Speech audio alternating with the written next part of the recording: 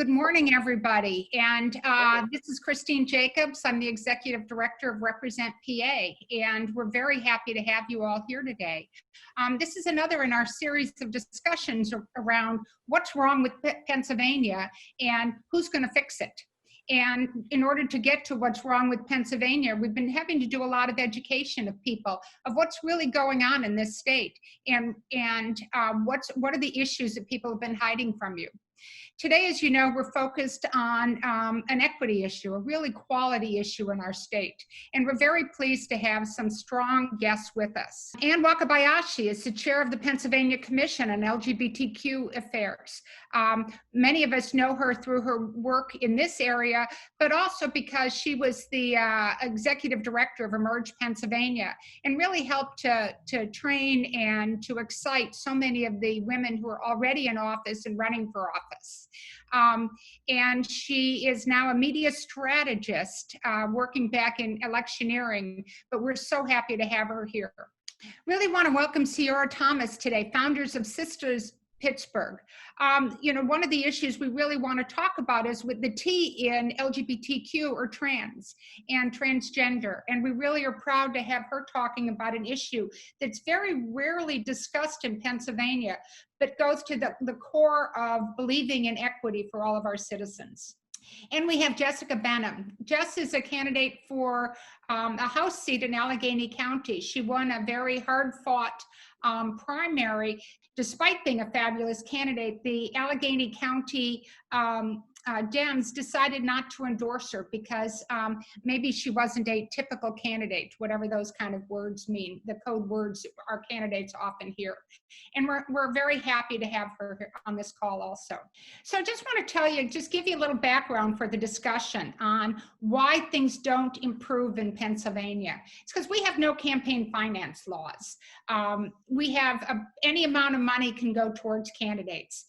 We get people occasionally calling us and saying, is there a limit to how much I can give Represent? And we remind them, no, this is Pennsylvania. There's no limit. The more the merrier.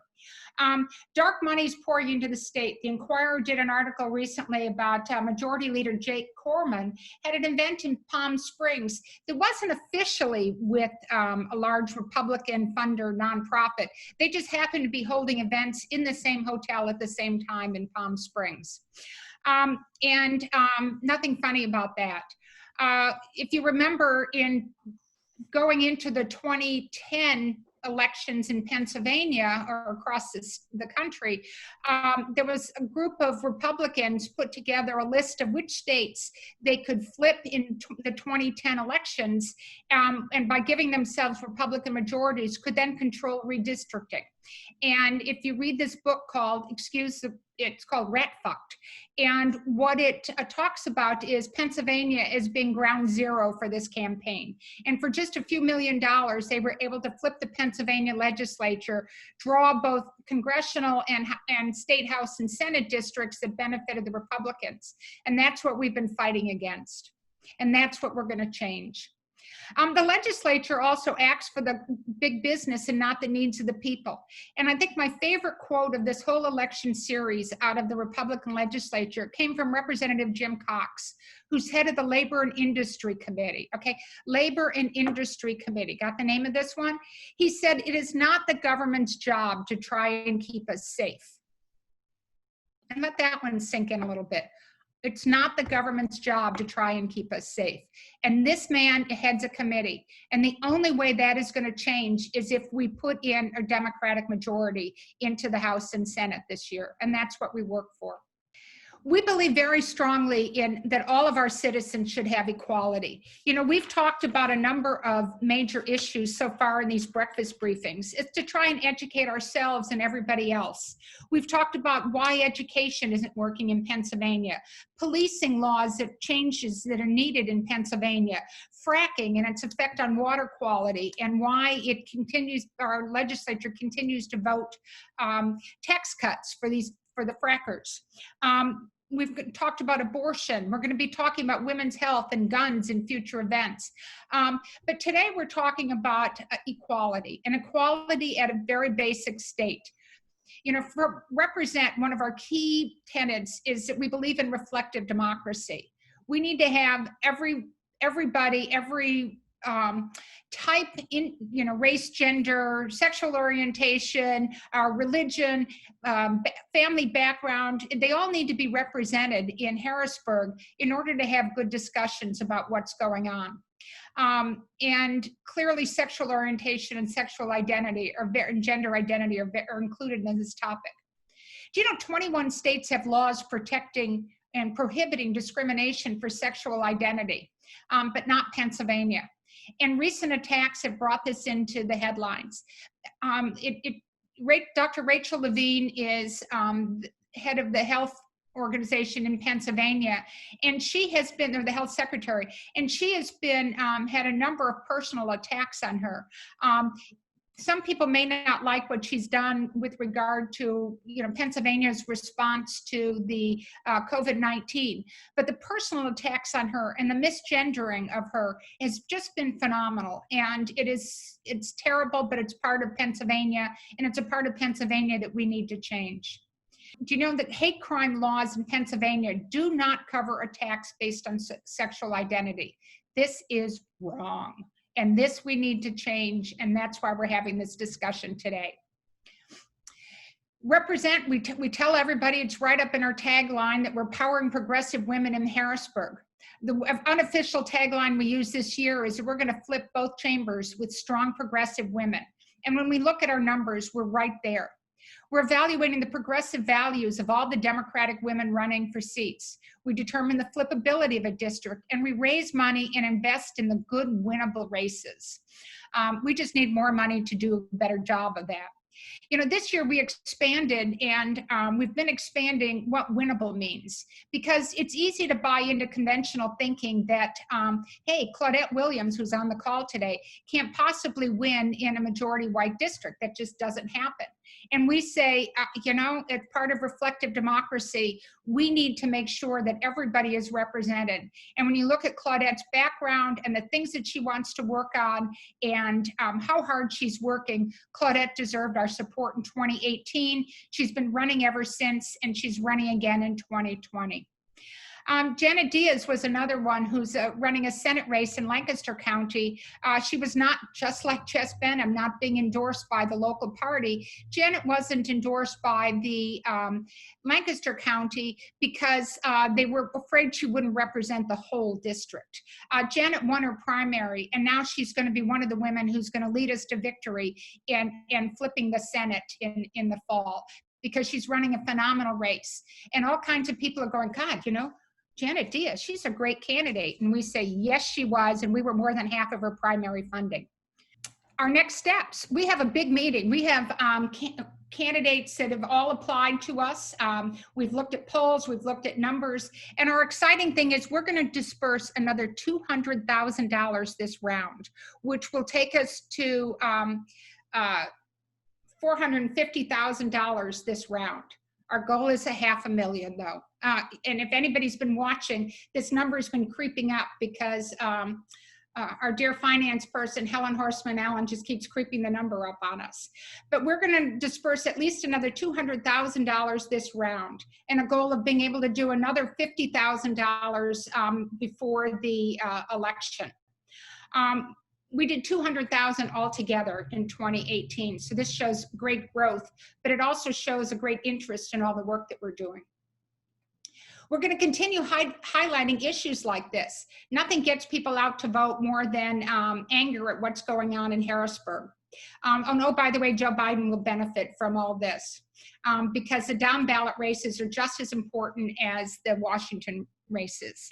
And we're going to encourage volunteers to join campaigns and help turn PA blue.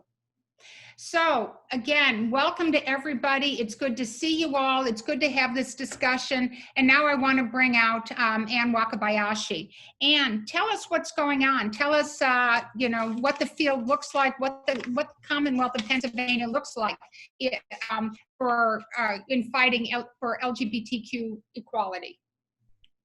Yeah, of course. No, thank you so much for having us. I'm thrilled to be with everyone and to see so many emerge women on the call and friends, and I'm stoked to be here. So I think when we talk about LGBT rights in Pennsylvania, I mean, I think that we should start by saying there are basically none. We are, as a community, not really protected across the board. So as we dive in, right, kind of the 100-foot view before we go in a little bit deeper, we don't have non-discrimination rights. While the Supreme Court has affirmed that you can't be fired, that decision doesn't affect employers with employees under 15 employees, and it doesn't affect housing or public accommodation. So there's still three major pieces of non-discrimination. I apologize, my dog's making a lot of noise over here. That we still need to pass to fully protect our LGBTQ Pennsylvanians. So you can still be fired in Pennsylvania for being gay or trans. You can still be kicked out of your house. And these are real things that are happening to folks every day in the state. And so, let's start there. You're totally right. We don't have hate crimes protections. It's been highlighted this week how necessary they are when a trans woman was beaten in her own home in Philadelphia this week. And these are real things that are happening in Pennsylvania that we don't have any legislation or protections for. But it goes deeper than just the sort of LGBTQ specific pieces of legislation.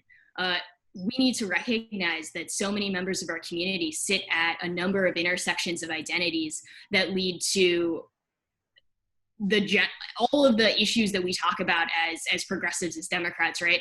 They are affected by all of them. We've got queer folks that are immigrants that are dealing with an immigration system that's not working for us. We've got queer folks that are dealing with issues in healthcare where they're not able to access the healthcare they need. They're not able to access healthcare, period, because they can't afford it. There's not affirming, queer affirming or trans affirming doctors in their areas. There's major gaps in healthcare.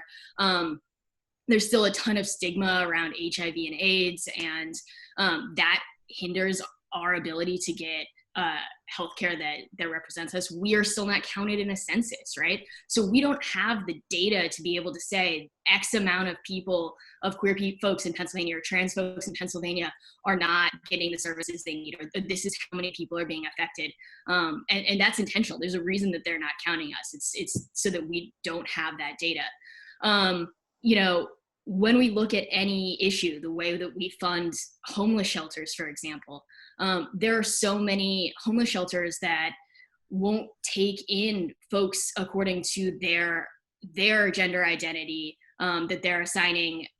They're going with the gender identity that was assigned to them at birth, and then we've got trans folks in really, really dangerous situations and out on the streets, and so every bit of the system is failing queer and trans folks in Pennsylvania. And so I just really want to highlight that it's not just about the LGBTQ issues, it's about how every issue is affecting LGBTQ folks. I'm really, really excited that Ciora is here, because Ciora is doing just amazing work across Pennsylvania to highlight some of these issues. She's leading on a ton of issues, including getting data for us and getting, running our own census. And that's a big, excuse my language, but it's a big fucking deal for us. So I'm really stoked that she's here to talk about some of her work, because it's in the absence of government doing this, and being responsible for its citizens, we have to do it for ourselves. And when we have to do it for ourselves, we need your support, we need your dollars, we need every piece of that to be able to keep ourselves safe, right? To create structures and systems to protect our community, because no one else is showing up for us. Because we can wait for legislation, and I'm working hard to flip the legislature. I have been working hard to flip the legislature for years. My entire career, really. And it's because of things like this, right? But those are long-term solutions, and we also need to think about what the short-term solutions are, and we need to think about how every piece of every decision that we make, every decision that we see our leaders make, we need to see how it affects all of us, and that's a thing that I think gets forgotten pretty often. So I think I'm going to at this point cede any remainder of my time over to Ciora. And thank you very much, Anne. And before we do that, I just want to highlight one of the things that Anne said. First of all, she said she's been working a long time on this for the long-term solution. We're all hoping that the long term is January 2021. And the long term, and one of the things that I really like about these breakfast briefings is the number of our candidates who call in. And several of them have told us that one of the things that they like about these briefings is it gives them more talking points in their own campaigns, is that they learn some things about Pennsylvania. And they also take this information and we're giving them their agenda for January. So you all think you're working really hard and things are tough now. Come January, you're going to be working really hard because there's so many issues that need change in Pennsylvania. And these are the kind of things that we like being able to talk about, both in order to inspire people to give money and support to the candidates, but also to inspire change in the state and to know where you're going to be. Someday when we're not all socially distanced, we're going to have the biggest party for all of our candidates in Harrisburg, and just so that all of our donors can come and meet you fabulous women in Harrisburg when you're working. And so let's move on to Ciora. And as I said, she is working, and as Anne said, Ciora is working very, very hard on trans rights, which is something we just don't talk about very much. And it's not very highlighted. I think some of the attacks on Dr. Rachel Levine have shocked some people that, wait, what? We have trans people in Pennsylvania? Becomes the question as much as, wait, she's getting attacked? So Ciora, tell us about your world.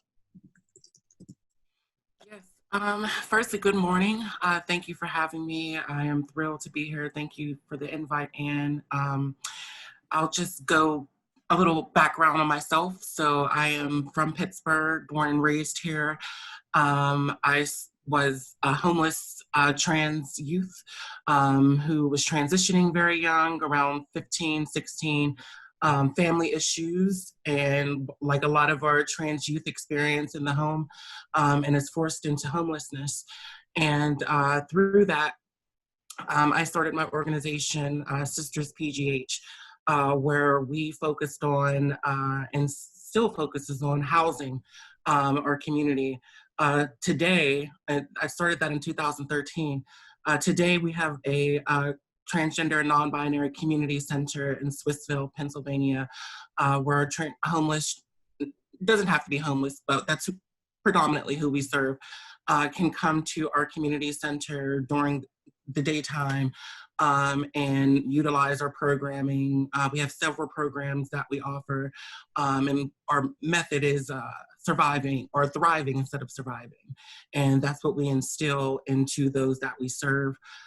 We also have been offering since inception housing or emergency shelter, and making sure that our communities can be emergency sheltered if need. We recently became homeowners, which is amazing. And we are now going to be able to house our homeless, transgender, and non-binary communities and transition them into their own affordable housing in Pittsburgh, and hope to spread that out throughout the state as we move forward, because this is definitely a need in the state for TGNC people, because we are chronically homeless in the state.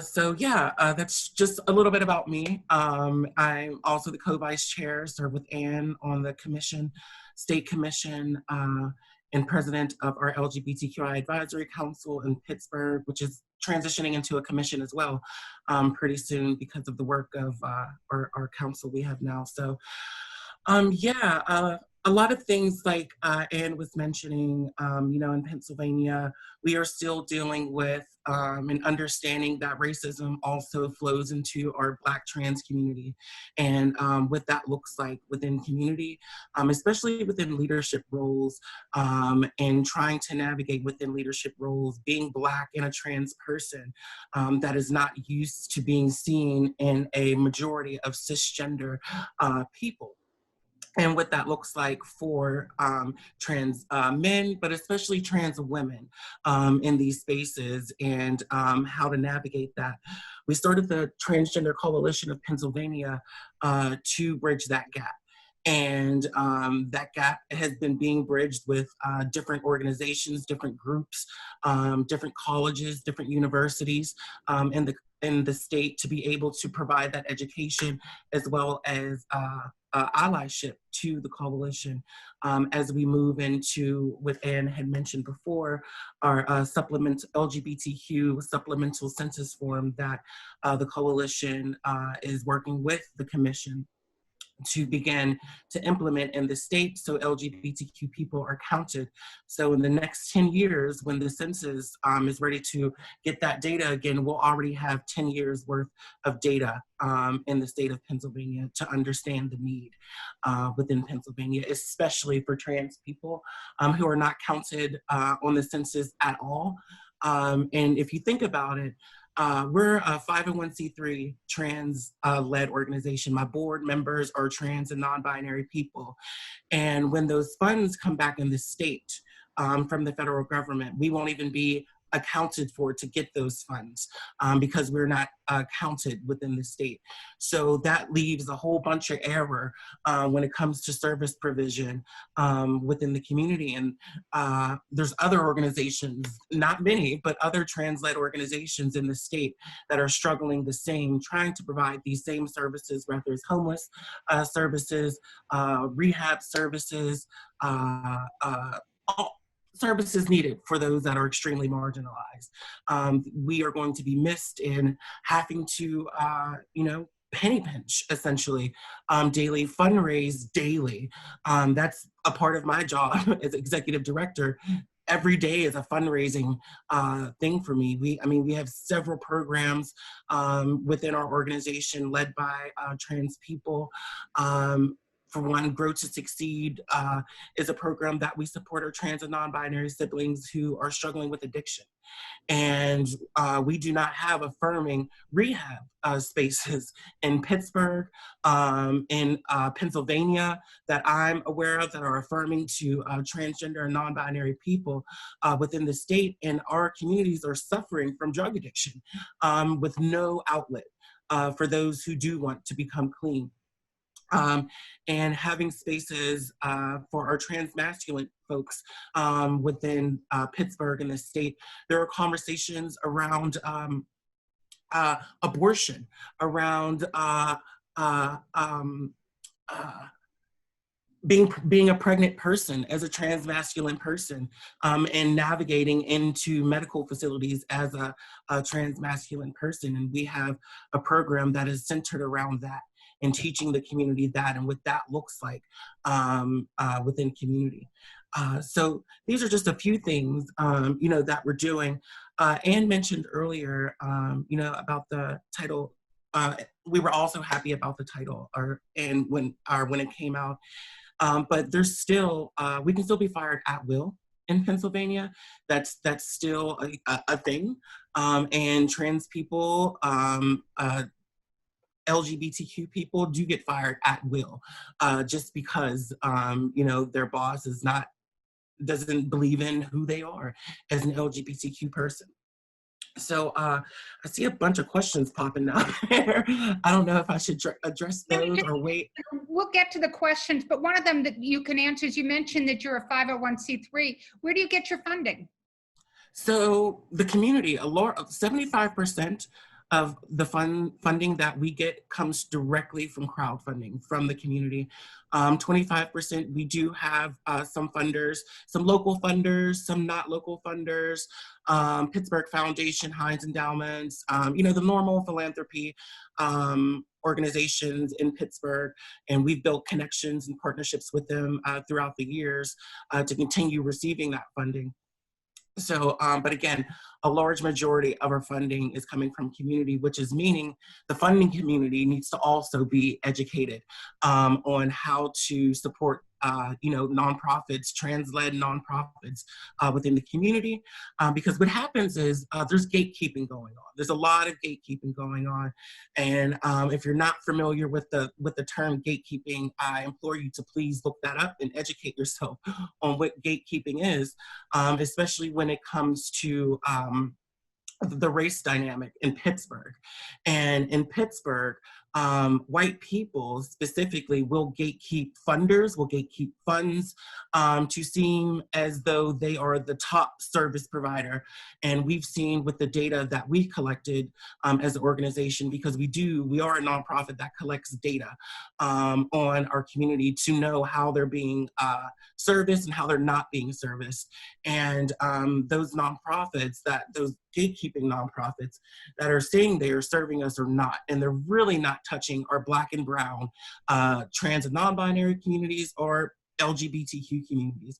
And when they are, it turns into a tokenizing situation where this is the token Black person, the token trans person in this space. So it's more like give or take. You have to give something to get something.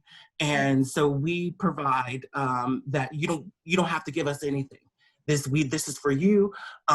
We started this for you, and we are going to give you everything you need until you're sustainable and living independently within community with resources.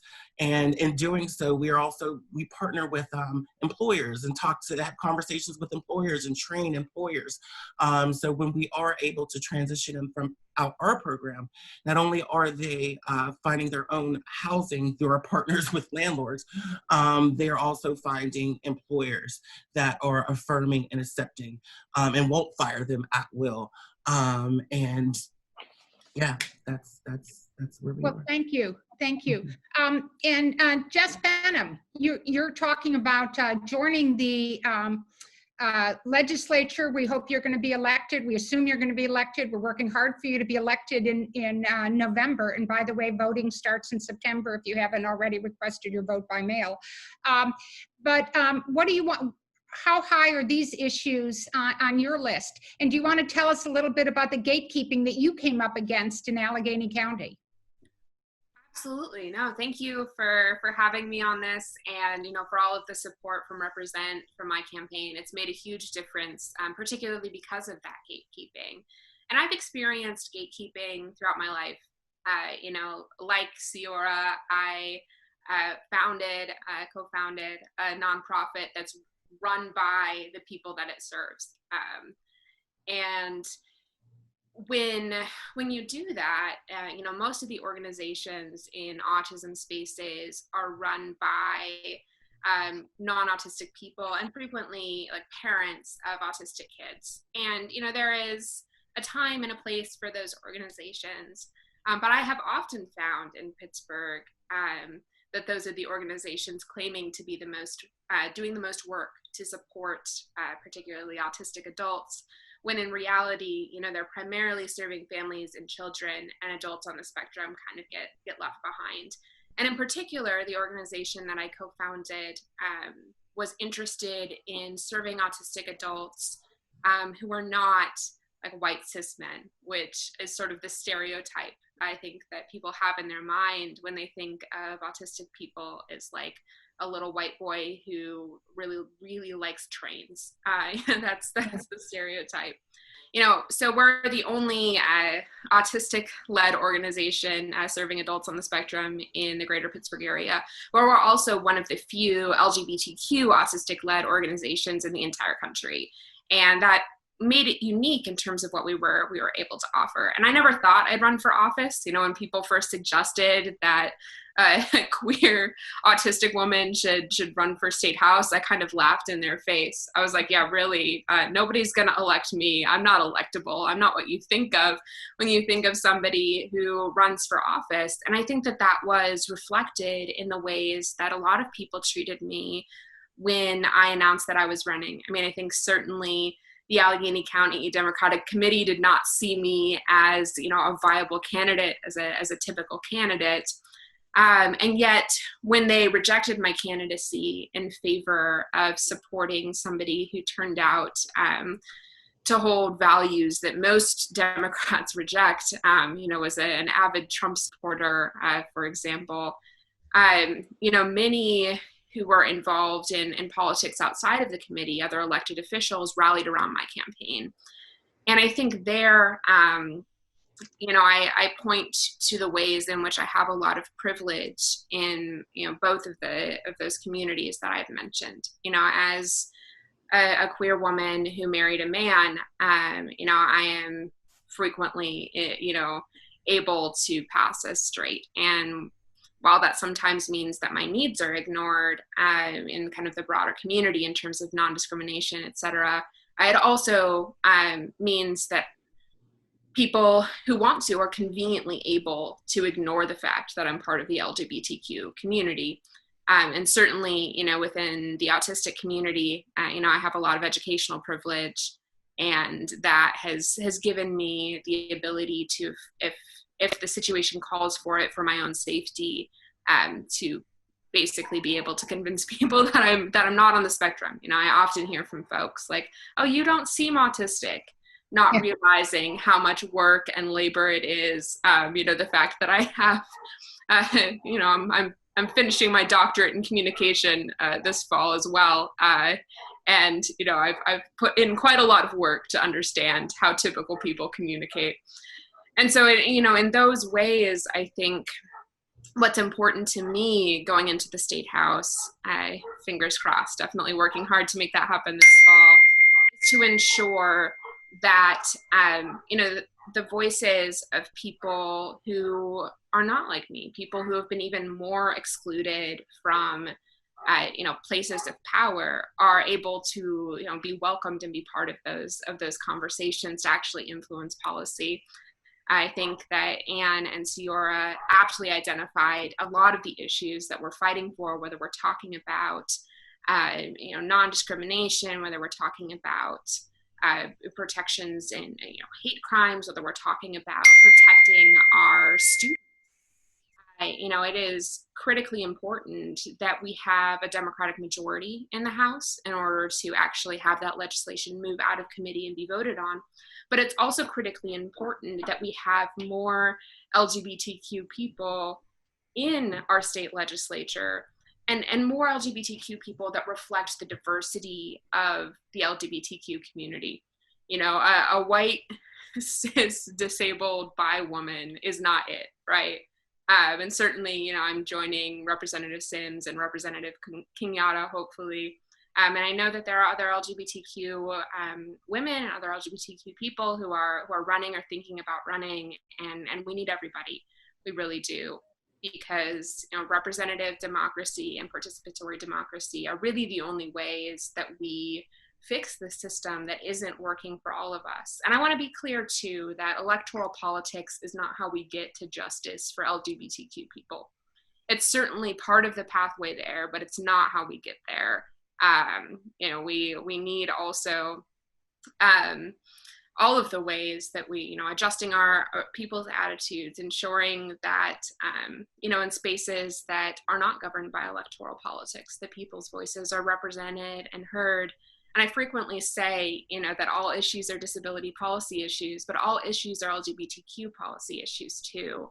And so ensuring that no matter what the context is, that we are really fighting for justice for our community is crucial. And electoral politics is part of that, but it's not all of it. And that's right. And that was the point that Anne was making at the very beginning about the crossover of all of these issues. And, the crossover of race and gender, the crossover of autistic and different learning people, the crossover with immigrants. That was the point she was making at the beginning. We strongly feel, though, that, and I agree with you, that it's changing the laws isn't everything, but changing the laws puts a framework on this. And changing who's making those laws puts the right framework on it. One of the things that we've enjoyed about getting to know a lot of the women we've helped elect so far is understanding how they share work between them. And it's really, guess what women do? Women share responsibilities. They go find the expert in something. And so it's been amazing to me to talk to some of the women who are freshmen in our legislature right now. And they say, you know, I'm not an expert on da-da-da, but so-and-so is. And so I call her to ask her how we should be voting on this. Or I call so-and-so because I know she's read every line of every bill and she'll help me because I didn't have time. And that kind of sharing, and that's why reflective democracy works, is that we, you know, I don't have to be represented by senior citizen, white women in order to know that my voice is being heard. I know that Jessica is going to be speaking for me also because she believes in the whole concept of reflective democracy. And as a legislator, she's going to be looking out for me more than your, you know, obviously my bias, your basic white guy Republican is. So one question that I wanted to, hey, Bill Ewing, you willing to ask your question live? That's okay, Bill, I can ask it for you. And it was a good question. He said, understanding that it would be useful to have information on the number of LGBTQ people.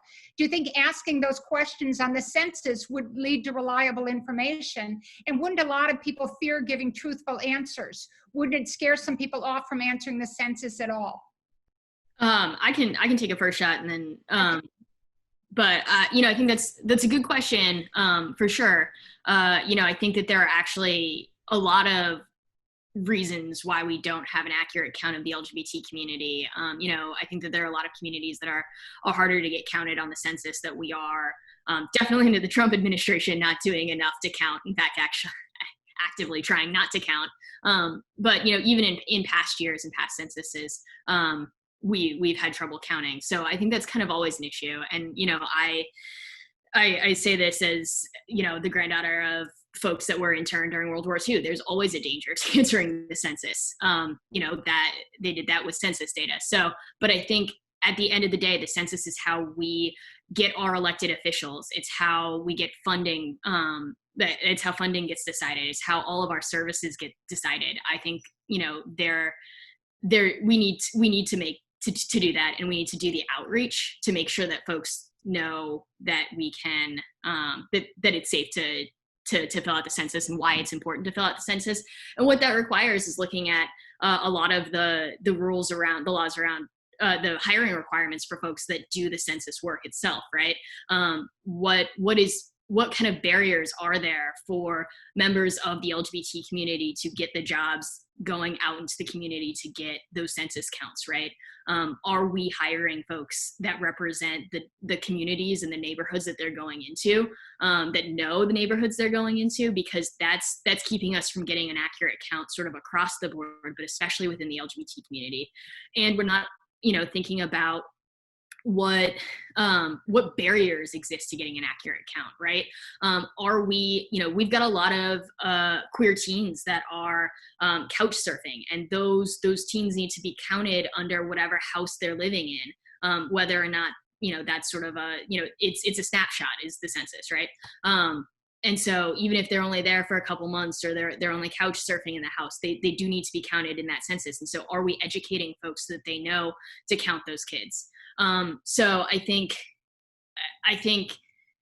yes, it's a valid question, but I think the risks of not getting counted are too high. It's too important to be counted in the census. It's how, you know, it's how communities matter in the way that we allocate funding. So I think that's what I would say. Ciora, do you have anything to add to that? Yeah, I would say people are already scared of the census. So I don't think that would be a situation that would be would scare folks off if we were able to educate people how the census can really actually support and help the communities within our communities. And when especially our trans communities are erased completely from the census, it puts people off. And even, you know, during my advocation and trying to direct my community members in the right directions, whether that's voting, whether that's the census, there's still erasure. that can't be denied. I think about yeah, I mean, just that erasure is a huge thing. Cis people who have been benefiting from the census since it started, have been benefiting from it. And when you do benefit from it, you become complacent because you are benefiting from it. But when there are communities that have not benefit from census funds, rather that's through organizations, rather that's through spaces that are supposed to be serving our communities with these dollars, again, like I mentioned earlier, are not able to reach those community members that are deep in the margins. So I think about those things too. Thank you very much, Helen. Let's go on. And I think it's time now to introduce some of our candidates and a couple things that I'd like to point out for you, just to give you a little bit of excitement about the work of Represent this year. I always like to remind people that going into the 2018 election, we had 18% women in our combined House and Senate in Harrisburg. After the 2018 election, we now have 26%, a huge increase. I've done some preliminary looking at what will happen with if many of the women that we're supporting right now, not all, but most of them or many of them actually win in November. And do you know that we expect to have over 30% women in the legislature after this election? 30%. I was on a call last night that Congresswoman Madeline Dean had to celebrate the 100th anniversary of the 19th Amendment. And Allison Schwartz was on, and she talked about when she was a state senator, there were only 2 women state senators. There are now many more than that. And do you know that after this election, we think we can have fully 40% of the Democratic caucus in the House will be women, but almost 50% of the caucus in the Senate will be women. 2 years ago, the Democrats didn't fit, I've always talked about we didn't get so bad in terms of women's representation in Harrisburg, but without the Democrats being fully complicit in this.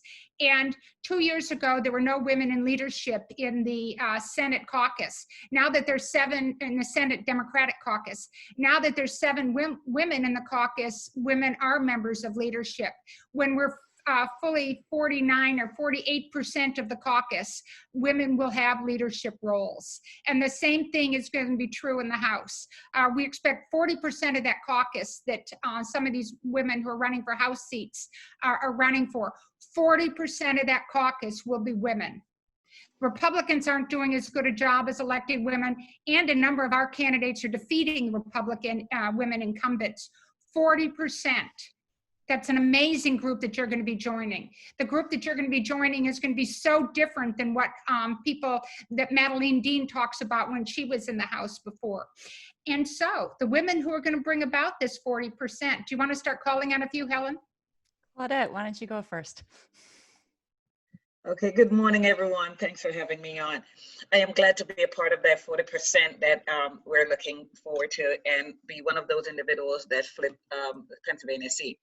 I'll tell you this, it is so important that we make sure that we have equality across the board, because I'll explain to you, last night in a meeting, I was addressed as you, Missy. That was how I was addressed. Do you know who I am? What do you have to say? It's like I was disqualified. I'm the president of council. What do you have to say, you Missy? And so this is what, every time I get to the board, this is what I experience.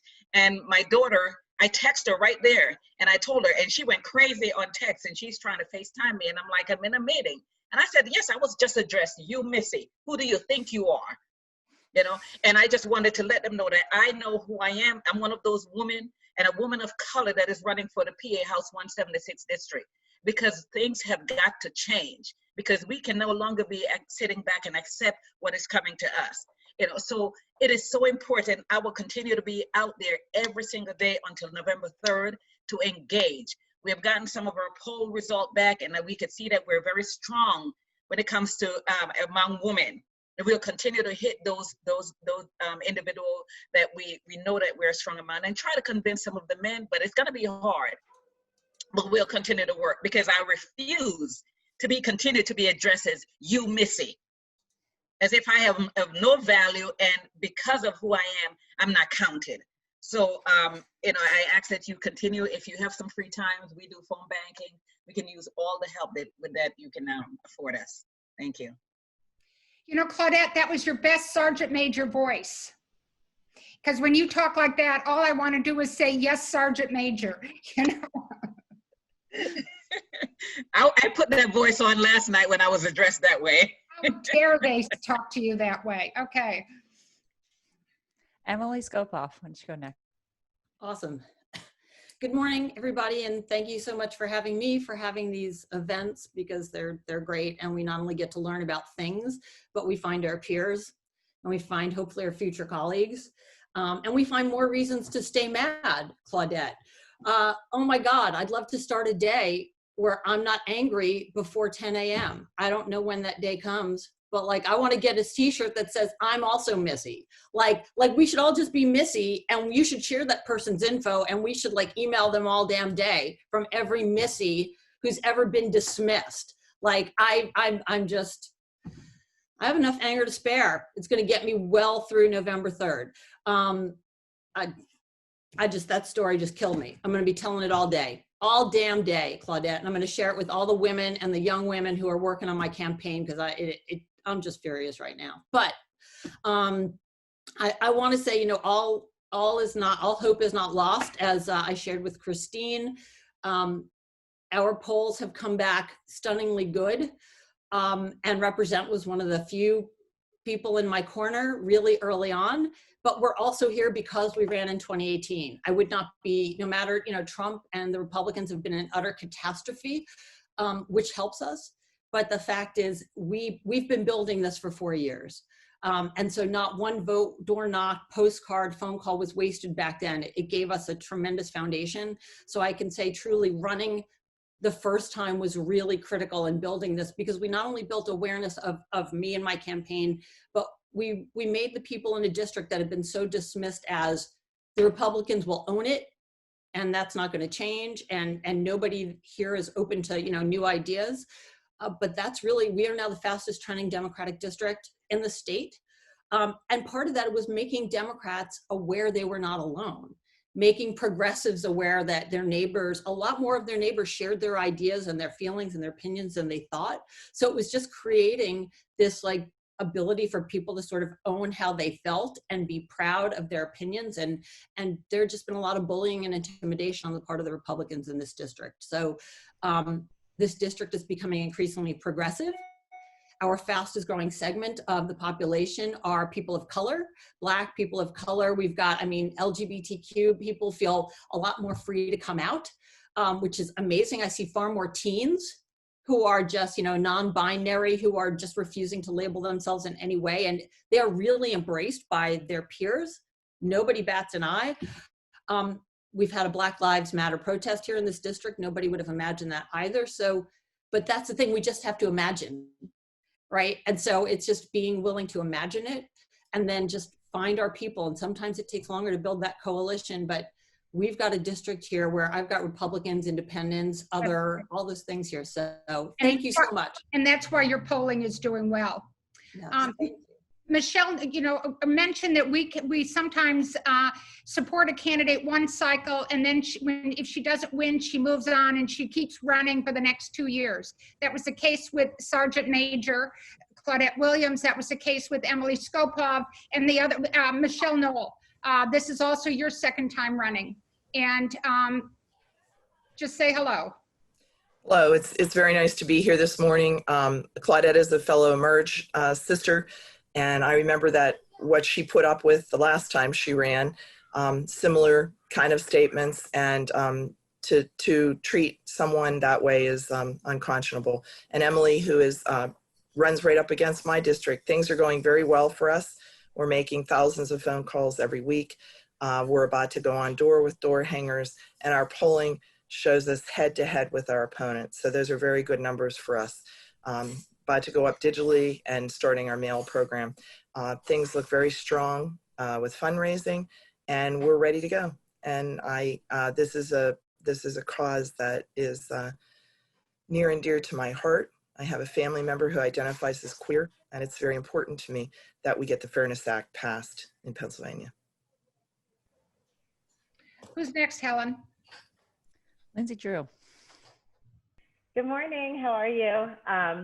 I was just thinking about the Missy comment, and that is also going to piss me off all day. But I think maybe we should get shirts that say, like, I'm a nasty Missy, right? Like the nasty woman. Like, let's be nasty Missies and just storm Harrisburg. But no, as Chris mentioned, these candidate briefings, I'm in the 106th district in Dauphin County, and these briefings have been just so helpful and absolutely helped me with talking points, and also just really energize me and remind me of the good that is being done and the promise and the hope that we have in making a difference this year. The support that I have received from Represent PA has been so meaningful because I'm running against a Republican who pretends to be a moderate out in the district, but doesn't vote like one, but appreciates the support of many organizations because of his so-called moderate stance. So I don't receive a lot of the typical support that many Democratic candidates do. And it makes the investment of Represent PA just hit harder in every possible way because it's making a huge difference. So thank you to everyone who contributes for that. Our polling has been really, really encouraging and strong, and things are picking up at like a really rapid pace that makes my head spin. But I'm also a school board director, and so this particular issue is something that we've been addressing for several years now since I've been on the board because it's just so important. It absolutely infuriates me that Pennsylvania continues to overlook the need for all voices to count and for everyone to enjoy equal rights. In our district, we saw that and recognized it. We have been able to make our school board female majority and female led over the last couple of years, Democratic female led. When we've never been, it's always been Republican men, white men serving. So it's something that we've been really passionate about. We updated our non-discrimination policy or clause in all board policies to include sexual orientation, gender identity, and expression, as well as created standalone policies for transgender and gender non-conforming students, because for us as moms, we just couldn't imagine that any voice would not be heard or counted or protected. I can't wait to be able to do that in Harrisburg, and we're putting in the hard work every single day. I'm starting to see the bags under my eyes are not being hid well by by Zoom anymore. But thank you to everyone on here. These candidates, I'm an Emerge PA grad as well, and the women that are my Emerge sisters are just so inspiring, and it gives me so much strength and continued resolve to see this the whole way through. So thank you for all that you do and for being such incredible allies of women candidates. Thank you. I see we have a couple candidates on who we haven't officially endorsed yet. Tara Shakespeare. Hang on, Jill Dennin still. No, wait, I know. Oh, okay. Shakespeare and Nicole Miller. We're having our endorsement committee meeting next week. Call in next time. We'll be talking to you next week, we hope. And we will. And our last candidate on the call is Jill Dennin today. Hi, good morning, everybody. Yes, this is an issue that I have been very involved with. I think many of you may or may not know that, like Lindsay, I sit on a school board, and a couple of years ago, we had a lawsuit that went all the way to the Supreme Court. We did win our lawsuit. It was brought by a straight male against our transgender male student. And so this has been something that excuse me, I have really been at the forefront and fighting for, because the reason it was such a mess is because there are no state laws. And when we went to the state legislature to get guidance, they just don't even want to discuss it or touch it. So it is absolutely critical that we get a Democratic majority in the House this year so we can actually pass some laws to protect our transgender community. And I've learned so much about around the issue because of the lawsuit. And I agree, as a female running, even as a female on a school board, I cannot tell you the amount of times that I would be in a room meeting with other school board members, and it would be all males, and they would even forget to introduce me, and I was the president of the school board. I've been making calls to people, and they refer to me as girly or Miss. I've been called Missy too, but mostly girly. I don't know where that comes from, but there's a certain segment of people, men in politics, and they like the girly term. So I've learned, it does get me mad, but I've learned that just to brush it off. And the most important thing is to get there, to have a seat at the table so we can make some change. Emily just put up a note that she gets kiddo. I used to manage a large group of power plants, thousands of workers, and I used to get kiddo a lot too. So I can sort of relate to this one. There's nothing kiddo about me. Ciora wants to, you've been a very powerful speaker for us today, and I know you want to make one last comment, please. Yeah, and before I get to that comment, I've definitely experienced that tap on the shoulder. You've done a good job in our mayor's office, in governmental spaces. So that's definitely happened. But I've also know that cis men are intimidated by me, and I love it. So yeah, but I wanted to go into the importance of ensuring and knowing that Black trans people are being murdered, brutally murdered in our state. And that we have to address that, as a collective of people with positions of power, with voices within community. We have to address that. They are not being labeled, like they should be labeled as hate crimes. Just in Philadelphia just recently, Anne mentioned it, a woman was attacked in her home, Kendall, and I happen to know Kendall. And she was attacked in her home by a group of people. A woman was found in a suitcase, mutilated in Philadelphia, Black trans woman. And the police aren't handling it like they should. The mayor isn't handling it like they should in Philadelphia.